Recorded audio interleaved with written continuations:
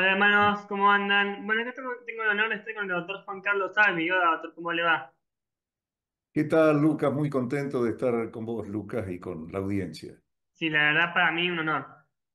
Bueno, les Bueno, cuento gracias. hermanos, hoy la idea es hablar sobre un filósofo y teólogo muy conocido y reconocido como padre de la iglesia, que es San Agustín. Un padre de la iglesia que vivió en el siglo 3, 4 creo, no recuerdo si 3 o 4. Siglo cuatro, siglo cuatro. Sí. Sí, sí. Y es famoso por su libro Las Confesiones, donde habla de su historia de vida y algo de filosofía también, ¿no? Exactamente, sí, sí, sí, sí.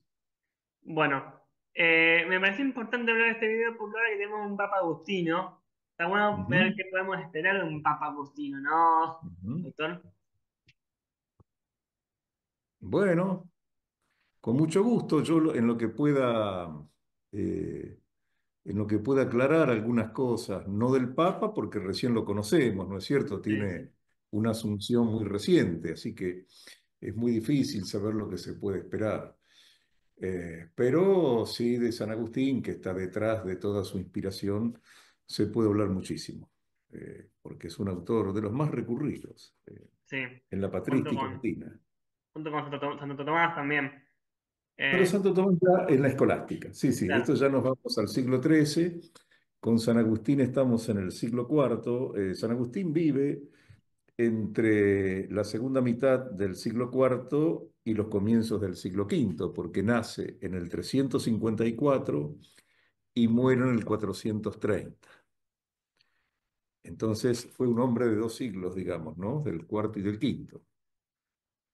Muere en el momento en que Roma está sitiada y bueno, ya en la última parte es la decadencia del Imperio Romano, lo que él vive prácticamente, que desde el año 410, 20 años de su muerte, ya Roma fue asolada por los vándalos, ¿no es cierto? Por las huestes de Alarico. Justamente. Entonces él vive ese último tramo de su vida con la decadencia ya definitiva del Imperio Romano. Bien, ¿y pueden contar un poco más de su vida de San Agustín? Tema de los Bueno, maniqueos, su vida antes de convertirse, después de convertirse.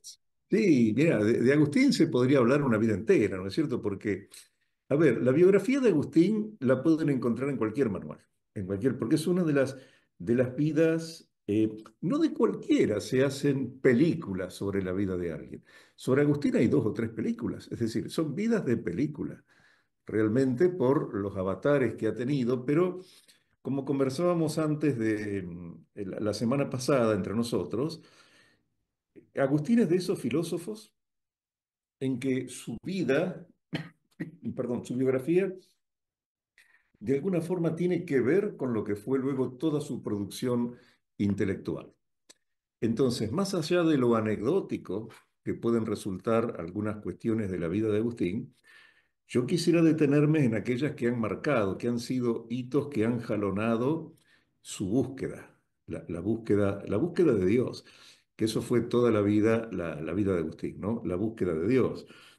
Bueno, como sabes, Agustín nació en una familia de madre cristiana, de padre no cristiano, o sea, de un patricio romano, que murió cuando Agustín era muy joven, por lo cual su madre tuvo que recurrir a- a becas y demás para que él pudiera estudiar retórica en Cartago, porque este episodio de la retórica, del estudio de retórica, es lo que va a marcar después toda su vida, porque allí él descubre un diálogo de Cicerón, lamentablemente perdido pero reconstruido por los filólogos a lo largo de las citas que se han hecho de este diálogo en la Edad Media y en la Edad Moderna, el Hortensius de Cicerón, que trata fundamentalmente de dos cuestiones, el problema de la belleza y el problema del mal, que son justamente los dos temas que siempre le preocuparon a Agustín. Por eso, la única obra que Agustín escribió antes de convertirse al cristianismo se llamó De pulcro et apto, que en latín significa sobre lo bello y lo bueno. O sea, las dos grandes preocupaciones están en ese libro. Quiere decir que esta preocupación por el mal, por la belleza, no vienen de su conversión al cristianismo, sino que justamente ya vienen desde antes y la lectura de ese diálogo del Hortensius de Cicerón despertó su apetito por la sabiduría. Eso es lo que él nos dice en las confesiones. Entonces, desde ahí su vida es una búsqueda constante. Eh, También la vida de Agustín es muy particular por donde la providencia divina lo llevó, ¿no es cierto? A Cartago. Piensa que Cartago es una ciudad portuaria con todos los vaivenes de una ciudad cosmopolita en el siglo IV, con todas las tentaciones que te puedas imaginar. Y Agustín confiesa haber caído en todas, absolutamente en todas. Pero principalmente en aquellas que tenían que ver con la lectura de la fortuna, porque allí había muchos adivinos, agoreros, los que leían el destino de las personas, y él dice que se sentía muy inseguro en esto y cada tanto consultaba con este tipo de mercaderes del destino, ¿no? Pero dice que en una sola cosa se sentía seguro, y en eso no consultaba porque él confiaba en sus propias aptitudes, en la cuestión con las mujeres. Se sentía muy exitoso con las mujeres. De modo que, bueno, justamente él tiene una relación con una chica allí y nace un hijo de esa relación que se llama Adeodato. Y ese hijo luego lo acompañó durante gran parte de su vida, ¿no? La relación con su concubina no duró, parece que su madre Mónica tuvo que ver en la separación. Bueno, pero estas son cosas que no vienen tanto al caso. Sí que Agustín vivió una vida muy licenciosa, muy disipada, de la que luego reniega completamente. Eh, a diferencia de uno de sus principales interlocutores, porque lo que son las antítesis, ¿no? Pelagio, contra quien Agustín discutió por el asunto del libre albedrío y el asunto de la gracia divina, Pelagio era un hombre de una integridad moral y fue siempre así. O sea, no tuvo necesidad de cambiar porque él fue siempre impecable en su conducta. De modo que su concepción del libre albedrío, tanto la de Pelagio como la de Agustín, están un poco ligadas a lo que fue su experiencia de vida. Para San Agustín, el hombre no puede actuar bien si no es por la gracia divina. O sea, el hombre está naturalmente orientado hacia el mal y solamente la gracia divina lo puede rescatar. Para Pelagio, en cambio, no, el hombre tiene todas las aptitudes, todas las potencialidades y el libre albedrío le permite vivir sin pecar, incluso creía Pelagio. Pelagio tenía un optimismo metafísico enorme en la naturaleza humana, cosa que Agustín no tenía. Por eso luego la reforma protestante, fundamentalmente la reforma calvinista, que es mucho más radical que la reforma luterana, va a encontrar en Agustín, no olvidemos que Lutero era monje agustino también, ¿no? Y va a encontrar en Agustín ese pesimismo radical hacia la naturaleza humana, justamente, de que al hombre solo la gracia lo puede salvar. Eh, Bueno, esta es una discusión muy interesante que toca el punto del libre albedrío, porque lo que Pelagio dice, entonces, esto encierra una contradicción, dice Pelagio, porque si solo la gracia puede salvar, puede hacer que el hombre actúe bien, entonces, ¿qué mérito hay en el hombre? O sea, no hay absolutamente ninguno. Eh, y por lo tanto, le subyace una peligrosa noción de predestinación, como la tenemos en el calvinismo, ¿no es cierto? Que hay una predestinación. Y los teólogos, en este sentido, no solo Agustín, sino que los teólogos que han combatido a Pelagio, eran muy sutiles en la respuesta. Y decían, eh, por su libre albedrío, el hombre puede evitar hacer el mal, pero solo por la gracia puede hacer el bien. Entonces, fíjate la sutileza que había en las respuestas. Para Agustín solo la gracia podía hacer que que el hombre actuara bien, porque una cosa es el libre albedrío el liberum arbitrium en latín, y otra cosa es la libertas, la libertad, que sabemos que no son sinónimos, ¿no es cierto?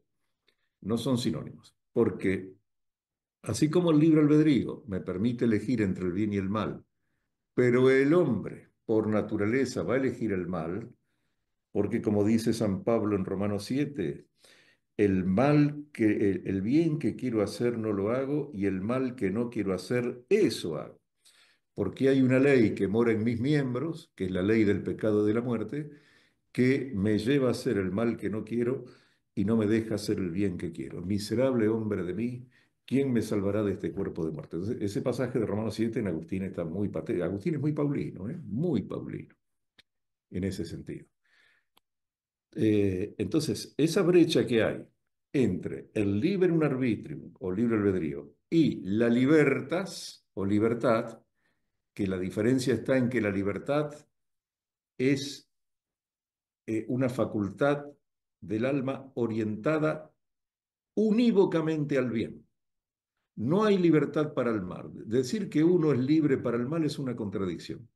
La libertad se orienta inequívocamente al bien. El libre albedrío puede elegir entre el bien y el mal. La libertad no. La libertad va siempre al bien. Por eso ya en el idioma griego había dos palabras que la distinguían. O sea, no solamente el latín distingue liberum arbitrium de libertas. Ya el griego distinguía autexusía como libre albedrío y eleutería como libertad propiamente dicha. Y Agustín, que no leía griego, pero que sabía, era maestro del latín, conocía perfectamente esta diferencia que vino por la tradición. Y él decía que esa brecha se llena a través del ejercicio de la voluntas, de la voluntad. Entonces San Agustín decía sola gracia como el luterano, o sea, gracia con el mérito. No, la sola gratia, eso es muy luterano. Claro, por eso. Eso es muy claro. No, la sola gratia no. Porque el tríptico de la Reforma se basa en tres afirmaciones: sola gratia, sola fide y sola escritura. No, en Agustín la tradición tiene un peso importante, no es solamente la escritura.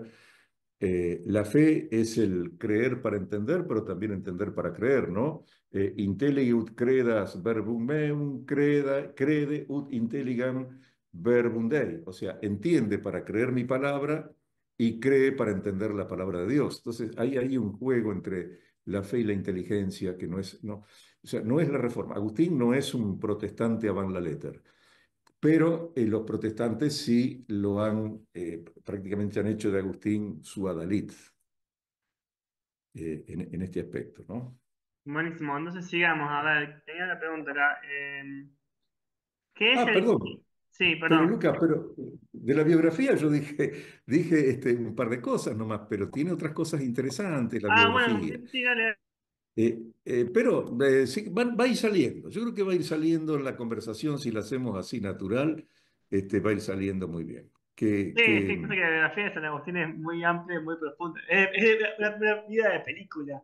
También es- pensaba sí, en su sí. conflicto con los... cuando él fue maniqueo en un momento, también, ¿o no? 9 años duró su maniqueísmo, porque él ingresa al maniqueísmo a los 18 años y se va a los 27.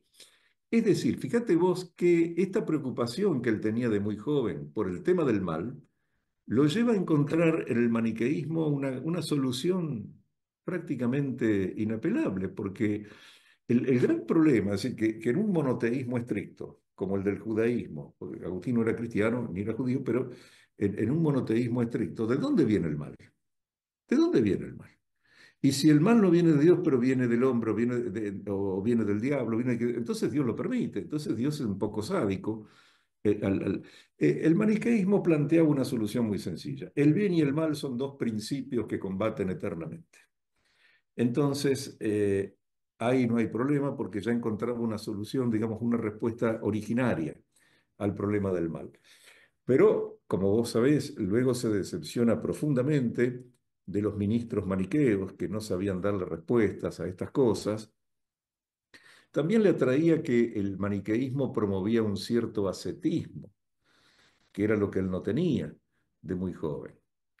Y por otra parte, cuando él se va del maniqueísmo, ya convertido al cristianismo, escribe 16 obras contra los maniqueos. O sea, su crítica a los maniqueos es tan feroz que entre obras y contextos son 16 escritos antimaniqueos. En las confesiones, los capítulos, los libros 3 al 10, algunos dicen que son antimaniqueos. Dicen porque si hay un libro que es discutido también en cuanto a su naturaleza, a su estructura formal y a su significado, son las confesiones, ¿no es cierto? Fundamentalmente, que vos lo nombraste en la presentación. Genial, genial. Sí, había muchas cosas de la vida para ver, pero para pasar a otro tema, en el libro, no sé si 11 o 12 de las confesiones, San Agustín habla de lo que él piensa sobre el tiempo. ¿Qué es el tiempo para San Agustín? Bueno, esa es una de las preguntas más lindas de la filosofía medieval, porque el problema del tiempo ha sido tratado desde antes de Agustín. Agustín lo que recibe, al haber recibido las traducciones latinas de las Eneadas de Plotino por parte de Mario Victorino, recuerda que Plotino en la Eneada 3, libro 7, escribe un tratado sobre el tiempo. Y Plotino pasa revista de todas las concepciones del tiempo que había hasta él, las refuta a todas y solamente deja en pie la de Platón, la de Timeo 37c, que dice que el tiempo es imagen móvil de la eternidad que marcha según el número. Entonces Plotino dice que el tiempo no puede ser otra cosa que vida, pero vida del alma, pero del alma del mundo, el alma del cosmos, no del alma humana. Agustín, heredero de Plotino, de la sabiduría metafísica de Plotino, a través de, ya digo, de la traducción latina de las Eneadas, Agustín se pregunta qué es el tiempo. Y él dice, si alguien me pregunta, si nadie me pregunta qué es el tiempo, yo sé lo que es el tiempo. Pero cuando me preguntan qué es el tiempo, entonces no sé lo que es el tiempo. Y pasa a describir no el tiempo en sí mismo, sino lo que es la temporalidad. Es decir, la temporalidad es el efecto que tiene el tiempo en nosotros. Quiere decir que lo que va a hacer acá Agustín es dar un paso más adelante del que dio Plotino, porque Plotino había definido el tiempo en coordenadas cosmológicas, es la vida del alma del mundo, del anima mundi, pero ahora Agustín lo traslada a la interioridad del alma humana. Por eso algunos dicen que Agustín es el primer psicólogo, al menos esta psicología del tiempo que aparece en Agustín. En Aristóteles, ojo que en Aristóteles también hay conatos de un tiempo psicológico en varias obras de Aristóteles, contrariamente a lo que dice Heidegger. Heidegger dice que Aristóteles se ocupó del tiempo cosmológico solamente. No, no, no, no es cierto. Pero en Agustín, esta psicologización, esta interiorización del tiempo es única, porque Agustín dice eh, que los tres horizontes de la temporalidad, que son el pasado, el presente y el futuro, dice, yo no veo que existan si no es en el alma humana, porque el pasado no existe porque ya se ha ido, el futuro no existe porque aún no ha venido, y el presente es prácticamente un punto sin extensión geométrica que al momento en que yo lo nombro se desvanece, ya dejó de ser. Entonces no existen el pasado, ni el presente, ni el futuro, excepto en el alma humana. Porque el pasado no es otra cosa que el presente de las cosas pretéritas o el presente de las cosas pasadas. Y eso es la memoria. El presente es el presente de las cosas presentes. Esto es la visión. Y el futuro es el presente de las cosas por venir.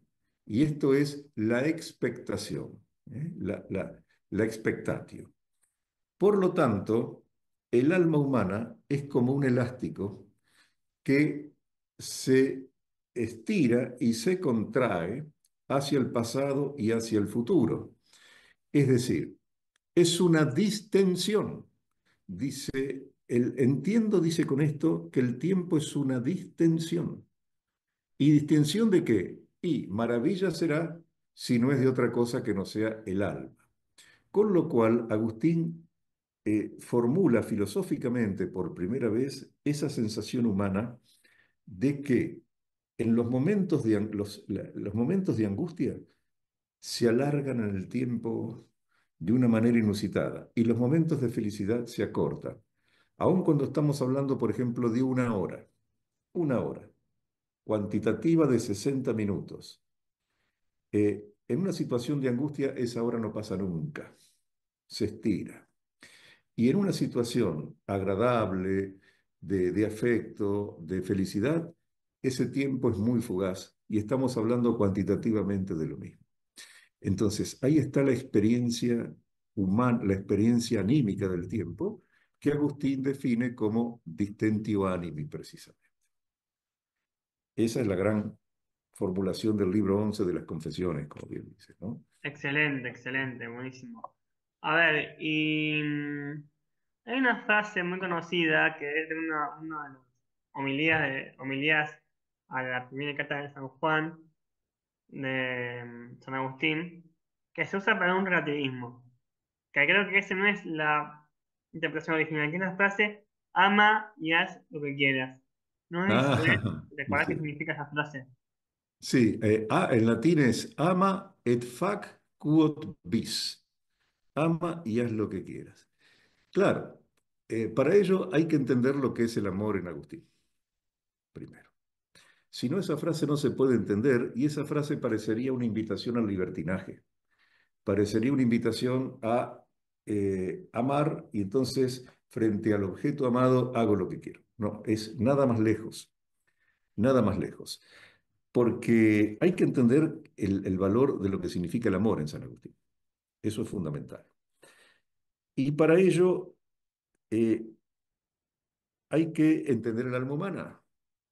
Y para entender el alma humana hay que entender las tres grandes notas que constituyen el alma humana. Y para entender las tres grandes notas que constituyen el alma humana, nosotros necesitamos entender que Agustín dijo que todo lo creado, absolutamente todo lo creado, está atravesado por tres notas. Es decir, si vos me permites, yo hago el recorrido porque si no, no vamos a entender esa magnífica frase. En el Tratado de Trinitate, Agustín dice que, bueno, la primera parte del tratado es un tratado muy largo, muy rico, que Dios es unitrino, uno y trino. Por lo tanto, como Dios creador que es, Él ha dejado en toda su obra una huella ternaria. Es como la firma de un autor que pinta un cuadro y pone su firma. Bueno, Dios dejó su firma ternaria en toda la obra de la creación. Y estas tríadas de Agustín son modificaciones de la tríada neoplatónica que aparecen en Plotino como ser, vivir y entender. Agustín, que es heredero del platonismo, pero no en su interpretación neoplatónica, esto hay que aclararlo porque Agustín, desde el punto de vista estricto, no es un neoplatónico, es un platónico, pero no un neoplatónico. Agustín a las tríadas las reconvierte de la siguiente manera. Todo lo creado, absolutamente todo lo creado, está formado por modus, specie y ordo. Bueno, esto se traduce ligeramente como modo, especie y orden. Pero estas palabras en el contexto agustiniano no quieren decir lo que nosotros mentamos por orden. Nosotros, sí, ni por orden, ni por modo. La palabra modus en latín significa límite, límite. Es decir, todo lo creado tiene límite, tiene circunscripción ontológica, tiene un recorte existencial, tiene su presencia en la existencia, tiene su límite y se inscribe en una especie, es decir, pertenece a un determinado rango de la realidad, lo que Platón llamaba el eidos. El eidos es una especie de rango de la existencia donde se ubican todos los individuos que pertenecen a ese rango. lo que comercialmente se dice, por ejemplo, un rubro, un ramo. Si nosotros decimos eidos, eh, a ver, no sé, eidos gastronómico, se está refiriendo a todo lo que tiene que ver con comidas que se incluyen en la especie gastronómica. Bueno, en Agustín todo lo creado se inscribe en una especie y la especie se inscribe en un género, que es a su vez una categoría más abarcadora. Pero también tiene ordo. ¿Y qué es el ordo? El ordo es el despliegue de la propia esencia de la cosa hacia su plenitud última. Por ejemplo, el ordo de la semilla es el árbol. El ordo del niño es el hombre adulto. Es decir, aquello que cada cosa, ese camino que cada cosa necesita para llegar a su plenitud se denomina orden, el orden. Ahora, dejemos acá. Vamos a la otra tríada que está calcada sobre esta, que utiliza Agustín, y en vez de decir modus, specie, ordo, Agustín dice que todo lo creado tiene mensura, número y pondus, o sea, peso. Mensura significa medida, es como sinónimo de modus, todo está limitado, todo está medido. Mensura es medida. Eh, número, tanto en latín como en castellano, significa lo mismo, pero no con el significado que tiene hoy para nosotros el número matemático, que es una magnitud meramente técnica, cuantitativa. Acá hay un rastro del pitagorismo antiguo, donde el número es una relación, es una esencia. Entonces, los números formaban verdaderas especies. Por lo tanto, acá Agustín sustituye la palabra specie o especie de la tríada anterior por la palabra número que significa lo mismo. Por ejemplo, los pitagóricos decían que la tetractis incluía todo lo que tiene que ver con el 4, la péntada con el 5, la héxada con el 6, y así, son relaciones, y que cada uno tenía un profundo significado simbólico. Y pondus, que significa peso, esto está basado en la famosa teoría aristotélica que aparece en el libro, en el Tratado sobre el Cielo, el de Caelo, acerca de los lugares naturales, que las cosas van a su lugar natural. Bueno, las cosas pesadas caen a la tierra porque están formadas por la tierra. El aire y el fuego suben porque son más livianos, entonces van hacia la octava esfera, hacia la esfera ígnea que está más allá de la esfera de las fijas. Entonces, la teoría de los lugares naturales quiere decir que toda cosa tiene su lugar natural. Entonces vamos ahora, o sea que el pondus es lo mismo que el ordo. El pondus es lo mismo que el ordo. Es decir, el pondus es lo que lleva una cosa a su despliegue y plenitud naturales. El pondus de la semilla es el árbol. El pondus del niño es el hombre adulto. Y así. Y ahora vamos al alma humana. El alma humana también tiene estas tres notas. Ahora, ¿cuáles son? Primero, el modus o mensura del alma humana es lo que Agustín llama memoria sui, es decir, la memoria de sí. ¿Qué quiere decir con esto? Que en la memoria, donde se atesoran absolutamente todos los recuerdos, e incluso el olvido, dice en el libro 10 de las Confesiones, que incluso el olvido tiene un lugar en la memoria, porque al momento en que nosotros lo nombramos es porque tenemos conciencia de que el olvido, dice, pero claro, aquello que planteaba Borges de Funes el Memorioso, ¿no es cierto?, que acordaba de cada detalle de su vida, no, eso no es la memoria, esa es la memoria contable. Pero nosotros tenemos ciertos recuerdos que están al alcance de la mano y otros que los hemos perdido para siempre. Entonces dice Agustín, ¿y por qué? ¿Por qué algunos están, prevalecen y otros se han perdido? Dice Agustín, porque estos recuerdos están atados o están unidos por un hilo conductor, una especie de hilo de Ariadna. Y ese hilo es la memoria sui. O sea, la memoria de sí. Y eso es lo que somos nosotros, la memoria de sí mismo. Ahí tenemos lo que es nuestra medida, lo que es nuestro límite, lo que es nuestra circunscripción en la existencia. Ahora, ¿a qué especie pertenecemos? ¿A qué número, pitagóricamente hablando, pertenecemos? Bueno, Agustín es heredero de una tradición filosófica que dice que el ser humano es animal racional. O sea, nosotros pertenecemos al género animal con la diferencia específica de racional. Por lo tanto, el alma racional o la racionalidad es justamente lo que nos inscribe en un determinado rango de la realidad. ¿Y cuál es nuestro ordo o pondus? ¿Cuál es nuestro orden o peso?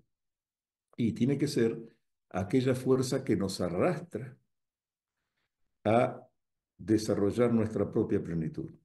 Y eso no es otra cosa que el amor. Porque dice Agustín, serás lo que amas. Si amas la tierra, te convertirás en polvo. Si amas el cielo, te convertirás en cielo. Si amas a Dios, ¿qué pues diré? Pues sí, ciertamente, y acá lo que hace es una trampa hermenéutica porque saca de contexto un pasaje del Salmo 2 que actúa como en forma negativa, porque irónicamente dice el salmista, sí, claro, ustedes que sois hijos de los dioses, y dice, pues sí, os digo que seréis hijos de Dios. Entonces, somos aquello que amamos, dice Agustín. Y ese es nuestro orden y nuestro peso. Por eso dice, ordo est amoris. El orden es el amor. Y después junta las dos y dice, pondus meum, perdón, pondus meus, amor meum. O sea, mi amor es mi peso. O amor meus, pondus meum. Mi amor es mi peso. Eo feror quocunque feror. Por él soy llevado, donde quiera soy llevado. Donde me lleva el amor, sí, pero donde quiera yo me conduzca. Porque ese feror, que se repite dos veces, eo feror, quocunque feror, al estar presidido por eo, significa que tiene que haber una acción allí voluntaria, no es que el hombre es arrastrado irracionalmente o involuntariamente hacia el amor, por el amor, si no, no habría fallas, ¿no es cierto? Entonces, el primer feror se puede entender en voz pasiva y el segundo en voz media.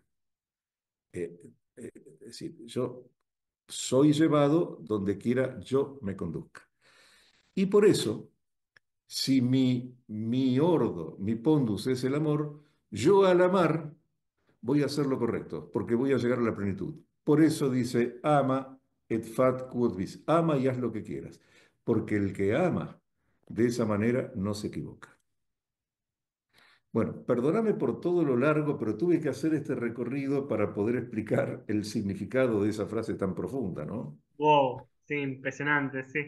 Un tema que siempre que es complejo, el tema del número pésimo, y sí, también, algo tío, yo creo que lo comenté en un momento, pero nunca pude profundizar demasiado en ese tema, nunca me lo tuve tan... Bueno, excelente, brillante su exposición sobre el tema del número, la especie y el orden. Vamos a ver. Tenemos otra pregunta ahora sobre el Ordo Amoris. ¿Qué es en San Agustín el conocido Ordo Amoris? Creo que es un poquito que ya veníamos diciendo, ¿no? ¿O no? Sí, sí, Agustín dice, ordo est amoris, es decir, el orden es el amor, en el sentido de que el amor es esa fuerza del alma, esa nota fundamental del alma que está junto a las otras dos, que ya dijimos, que me lleva a la plenitud, que me lleva a la realización de la propia esencia. Eso es.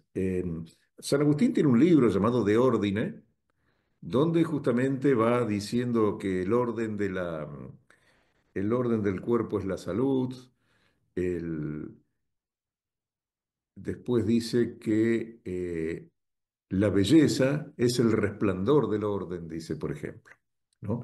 Pero siempre orden entendido así, en ese sentido de fuerza que lleva, que arrastra hacia la plenitud. Genial, genial. A ver, y tenía esta pregunta que dice, bueno, un poquito de diferencia entre caridad y la concupiscencia, caritas y cupiditas. Esta que tiene que ver la caridad y la concupiscencia. Caritas y Ah, es perfecto, importante. perfecto. Entre Cáritas y Cupíditas, ¿no es cierto? Bueno, con Cáritas, porque esto aparece mucho en La Ciudad de Dios, que es justamente la última obra que escribió Agustín, porque Cáritas eh, es, eh, a veces se escribe con CH, Cáritas, y a veces simplemente con C, porque la CH transfiere del griego charis, la gracia, porque a veces se le identifica con la gracia, ¿no es cierto? Pero la caritas se corresponde con el amor puro, con el amor propiamente dicho, que es el amor, digamos, que no es caridad. Caritas no es caridad, porque es, eh, el hombre tiene el amor como una pasión natural y la caritas excede el plano de lo meramente natural, ¿no? Entonces, por ejemplo, para los místicos especulativos del del siglo XII, como Ricardo de San Víctor, tiene la nota del renunciamiento a un exagerado amor a sí mismo, la caritas. La caritas es un amor altruista, no es el amor de sí, sino que es ese amor de la alteridad, el amor del otro, porque a veces los autores varían mucho esto, por ejemplo, se utiliza dilectio o también el, el dilectio caritas para el amor o también amor, ¿no? En latín, pero siempre para el amor hacia el otro, los semejantes. Y algunos prefieren reservar el término caritas para el amor de Dios hacia el hombre y del hombre hacia Dios. Entonces, para el amor al prójimo, prefieren ellos, por ejemplo, el- la palabra amor proximi, la expresión amor proximi o la expresión, como dije, dilectio. Y reservan caritas para el amor de Dios hacia el hombre. Lo más parecido en el griego es el agape, el amor que se vuelca de Dios hacia el hombre, cuya naturaleza es darse, no reclamar, sino darse desinteresadamente, ¿no es cierto? Esa parece ser la fuerza de la Cáritas, que como dije, en la ciudad de Dios está. Ahora, la Cupíditas, por el contrario, la Cupíditas tiene que ver con el deseo. Justamente es el deseo de algo que el alma estima como bueno y que se quiere reservar para sí, que se quiere apropiar para sí. Pero la Cupíditas corre el riesgo de que, si bien es una especie de amor en el sentido más amplio del término, de amar, es ese movimiento del alma humana por el que ella quiere apropiarse de alguna cosa que aún no tiene. Una cosa que está ausente, pero que al haberla percibido, la ha juzgado como buena en sí misma. Entonces, es algo que la busca. Que la busca para poseerla. El tema es que si me dejas plantear, por ejemplo, la presencia de estos dos amores en la obra de Agustín, hay que ir a la ciudad de Dios, a De Civitate Dei, una obra que San Agustín comenzó a escribir en el año 410 y terminó en el 428, o sea, 2 años antes de su muerte, le llevó 18 años. Esta obra se escribe como respuesta a la pregunta que le hace un amigo cristiano diciendo, ¿qué respondo ante la acusación de los romanos de la siguiente expresión? Cuando Roma no era cristiana, Roma fue un imperio poderoso, se afirmó y prevaleció frente a todas las contingencias extranjeras. Pero en cuanto Roma se hizo cristiana, ahí comenzó a debilitarse y cayó rápidamente. Por lo tanto, el cristianismo, con su prédica de amar a los enemigos, con su prédica de poner la otra mejilla y demás, debilitó la fuerza militar de Roma y esto hizo que Roma cayera. Y Agustín entonces, bueno, responde la carta, pero a la vez escribe un libro y dice que de ninguna manera, que Roma justamente se mantuvo grande cuando, a pesar de no ser cristiana, mantuvo ciertas virtudes que tenía el cristianismo, como por ejemplo la generosidad de César en la República y esas cosas. Pero cuando Roma, aún siendo nominalmente cristiana,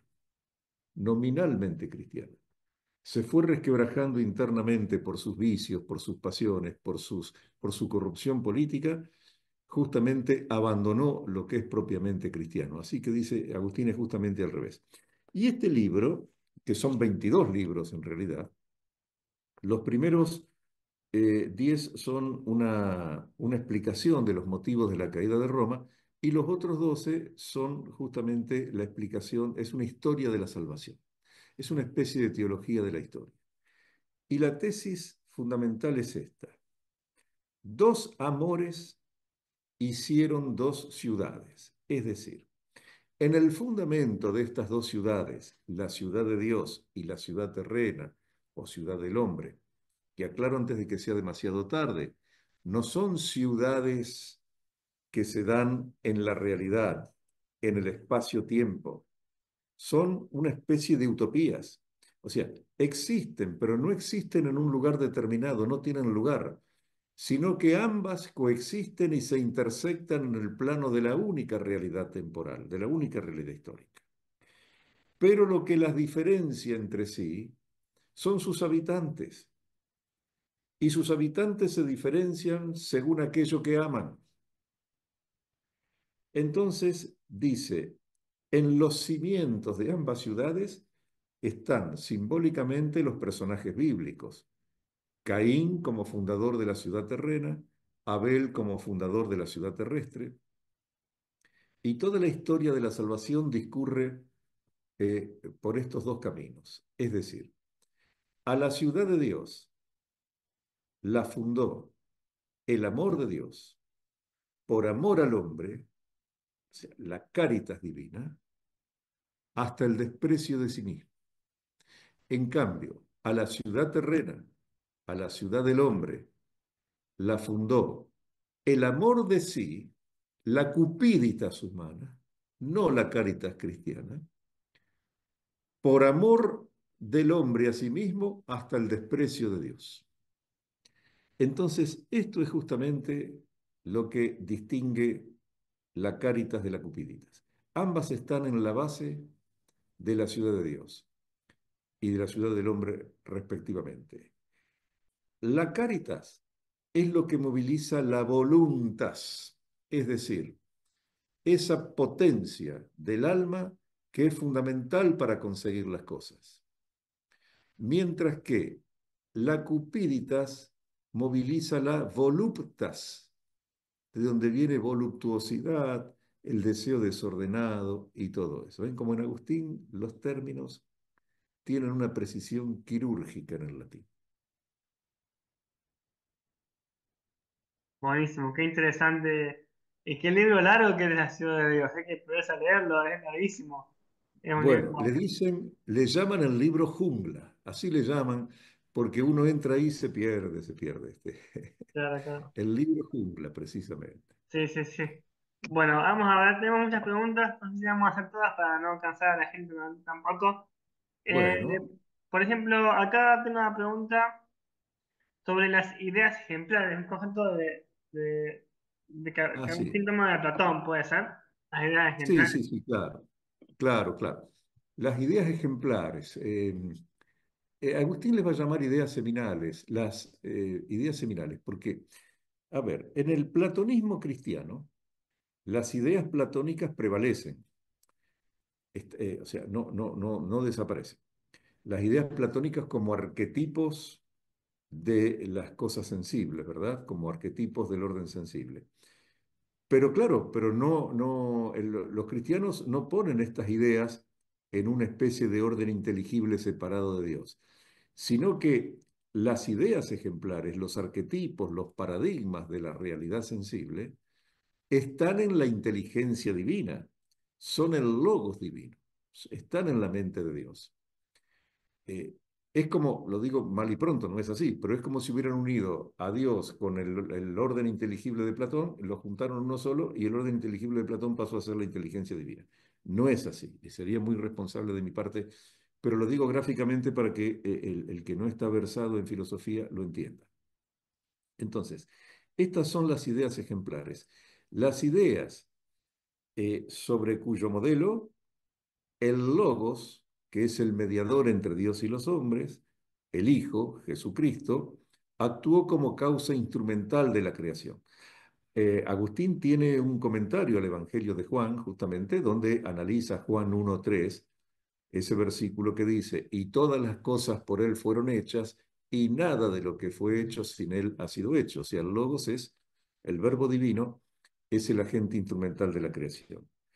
Ahora bien, para San Agustín, las ideas divinas o las formas seminales, que son sinónimos, están íncitas en la materia de la creación, en las cosas creadas. Es decir, para San Agustín la creación ya terminó. Dios creó el mundo y ya está. Ahora, ¿cómo aparece lo nuevo? ¿Cómo aparece un hijo que viene de dos progenitores que antes no estaba? Porque estas formas divinas, estas ideas divinas, estas formas seminales que Dios puso en la materia, así como puso en las tres notas de las que hablamos en el bloque anterior, se despiertan, están en forma latente en la realidad y se despiertan cuando son tocadas por una causa segunda.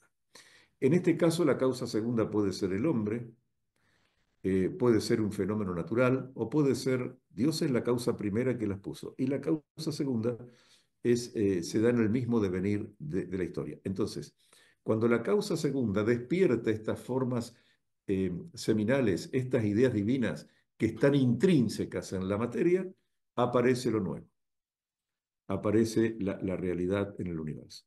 Pero es el despliegue de algo latente. En cambio, en Tomás de Aquino no, porque a veces hay que mostrarlo para ver bien la diferencia y el contraste. En Tomás de Aquino, la creación todavía no terminó. Y la causa segunda es capaz de introducir en el orden creado divino una nueva realidad que antes no estaba. Entonces, la diferencia entre la doctrina de la creación en Agustín y en Santo Tomás es que en Santo Tomás el hombre, tal vez como causa segunda, actúa como co-creador, porque puede introducir una cosa nueva. Entonces, como que el hombre colabora con Dios en la creación. En San Agustín no. En San Agustín lo único que hace el hombre como causa segunda es despertar las formas latentes, que son las ideas divinas que son intrínsecas a la materia. No sé si se ha entendido bien, Lucas. Excelente, excelente, qué interesante. Me queda la duda, porque sí, yo siempre tuve la duda, bueno, Dios crea el alma humana, pero una persona que sale nueva, o sea, o de encuentro y se encuentra entre un hombre y una mujer que se casan, capaz que no era Ajá.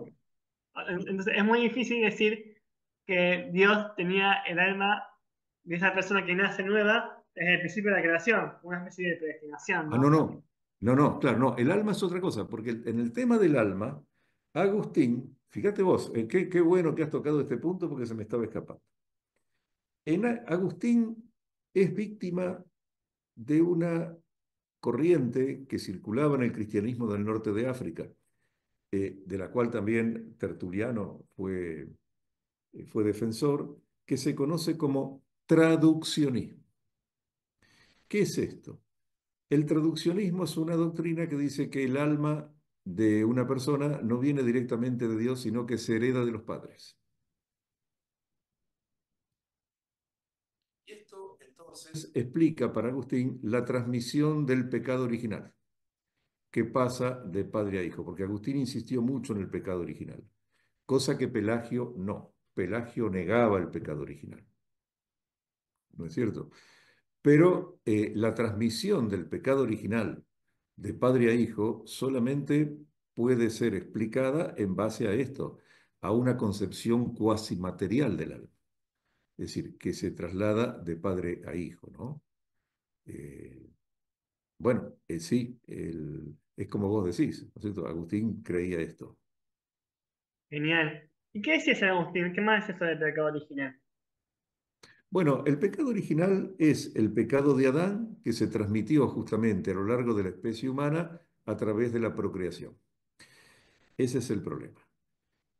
El Agustín, yo creo que toma de Romanos capítulo 5, toma de San Pablo aquello de que así como el pecado entró en el mundo por un hombre y por el pecado de la muerte pasó a todos los hombres por cuanto todos pecaron, pero eso no da pie para una doctrina del pecado original que en San Pablo no está. Es más, la doctrina del pecado original, tal como la conocemos o tal como la transmite Agustín, es extraña a la Sagrada Escritura. No está. Solamente en dos apócrifos cristianos, de mediados del siglo I de nuestra era, apócrifos cristianos, solamente en dos aparece el pecado original, que son el cuarto Esdras y el Apocalipsis siríaco de Baruch. Es decir, que la doctrina del pecado original viene de libros apócrifos, que no fueron reconocidos. ¿Qué quiere decir apócrifos? Ocultos, pero que no fueron reconocidos por los cristianos, porque vos fijate que estos dos libros no entraron al canon del Nuevo Testamento, que terminó de consolidarse hacia el año 395 más o menos. O sea, después incluso de la muerte de Agustín. No, Agustín vivía todavía, ¿no? Eh, pero me refiero a que Agustín con esto hace de la teología paulina una doctrina del pecado original que nosotros no vemos en la Escritura. La desarrolla él. Que sí la vemos en apócrifos cristianos, que son los dos que te mencioné. Excelente, qué apasionante, doctor. La verdad que me parece súper súper apasionante escucharlo. Estaría una hora más escuchándolo, pero me parece que a la gente le va a gustar que no sea tan largo el video. Así que hagamos así. ¿Qué les Ah, parece? bueno, Si les gusta el tema, escríbanos por el texto o en comentarios y a veces no si quieren una segunda parte, que me parece que da para mucho esto, ¿no, queda para doctor? mucho. Sí, como no, sí, sí, yo siempre dispuesto a acompañarte, Lucas, porque me gusta mucho lo que haces, de difundir el conocimiento filosófico, teológico, y me parece que es una buena manera de acercarla a la gente, ¿no? Sí, sí. Bueno, hermanos, como siempre les digo, acuérdense de suscribirse a mi canal, de poner me gusta, seguirme en Instagram, también la cuenta de Instagram de la app que tengo también. Así que bueno, hasta luego, hasta otra reunión. Bueno, terminamos acá entonces. Bueno, saludos a todos.